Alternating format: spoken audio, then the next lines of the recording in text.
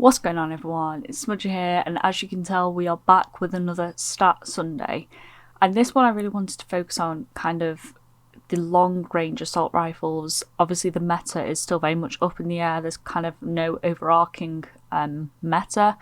I know a lot of people are running kind of the CAR and the FFAR, but if you're not really a big sniper, if you're not a fan of sniping, of that playstyle, I know a lot of people are struggling to kind of figure out what assault rifle they should be using at long range.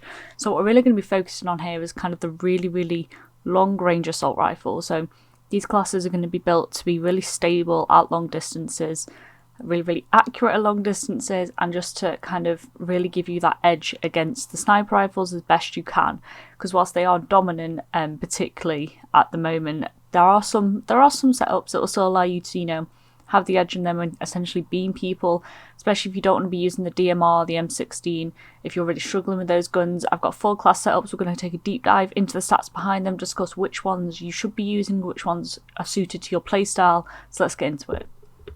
And so of course we are back on True Game Data, fantastic website if you are interested in the deep kind of stats, I guess you could say. I'll leave a link in the description down below as always. And up here you'll see we have the Kilo, M13, AMAX and the Grau. Obviously the Kilo was the massive meta before the nerf, and now a lot of people are saying it's the AMAX, which I get, because when you look at this time to kill, if you look at that, like, this is untouchable compared to the other 3. Even with the step up, it still doesn't actually come anywhere close. And this is with shots to the chest, presuming that you're a fairly accurate player and most of your shots are going to be to that upper torso area. But when you flick it over to stomach, where, you know, a good proportion of your shots will also probably be landing up until around, around 50 meters, it's really not outcompeting any of the other guns, which is something to bear in mind, that if, you know, your accuracy at long range isn't the best, or you know, you struggle to control the recoil of the AMAX up to about 50 meters, it's not giving you any added benefit. Now obviously it doesn't have any of these massive step ups, so if you are a particularly accurate player, it's not going to matter, you're going to use the AMAX regardless. But if you're not, the AMAX, obviously the further away it is, the harder the recoil is to control. It's got quite a weird recoil pattern that I'll show you later that a lot of people don't like, which is fine. I'd still be going for the Kilo outside of this. It obviously has the quickest time to kill to the stomach, this is, remember, than any of the other guns, and the step up is the lowest in terms of stomach shots. When we flip back over to the chest, again you're looking at the Kilo again, maybe the Grau. I know a lot of people like the M13 because it shoots like a laser, there's very little recoil, or rather I should say the recoil is very easy to control. I wouldn't use it just because it does take that extra bit of time, but the Grau and the Kilo, a lot of people say the Kilo essentially shoots peas now. I disagree. It's just been nerfed within a range of all the other ARs with the exception of the AMAX, and the AMAX has always been this good. People just slept on it because the Kilo was also so dominant. But you'll see, like, if you can use the AMAX, you should be using it. Obviously the big talking point is that recoil, like damage per second, and this is shots to the chest again. Damage per second, it's got obviously a massive increase compared to all the other guns. So all these other guns pretty much kind of are in the same area. Kilo and Grau are pretty much neck and neck, although the Grau, has this massive jump up at, what's that, like 47 meters, which of course makes it a bit less viable, and the Kilo stays relatively low, although it does have this final step up once you get to 86 meters, which I know is why a lot of people have been going back to the Grau, just because it doesn't have such a massive increase at those really long distances. So if you do find yourself kind of taking a more passive role in games, taking engagements at a longer range, then the Grau or even the M13 actually would be a better choice for you. But if you do find yourself more in that kind of closer range engagements, so what's this, 48 to 86 meters, then the Kilo would be a better shot.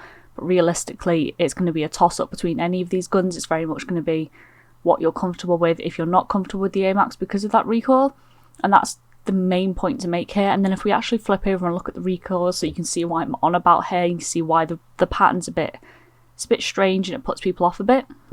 So you'll see that the Growl, which is on the left, still has this very, very kind of up and down recoil, slightly to the right, but it's not too hard to control. That's why so many people still do favour it.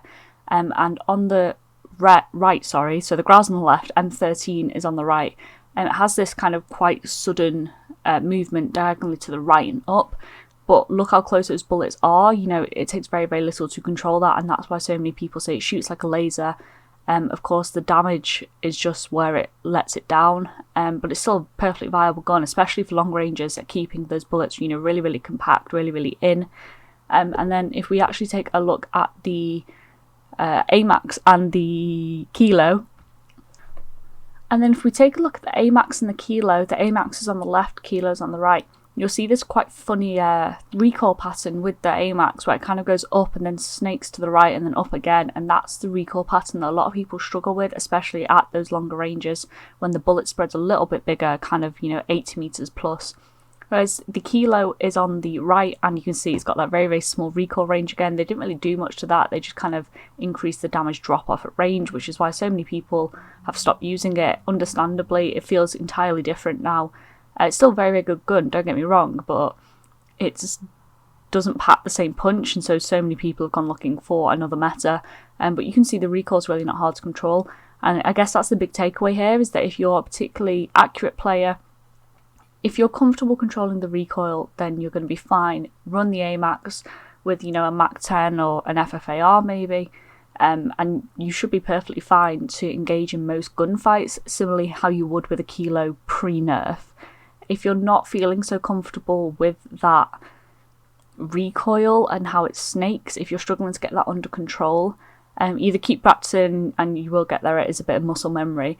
Alternatively, run the Kilo, run the M13, the Growl, whatever feels comfortable to you, whatever feels like it's hitting hardest, because quite often the perception of what is hitting hardest makes you feel like you're hitting more shots, and that usually is the case.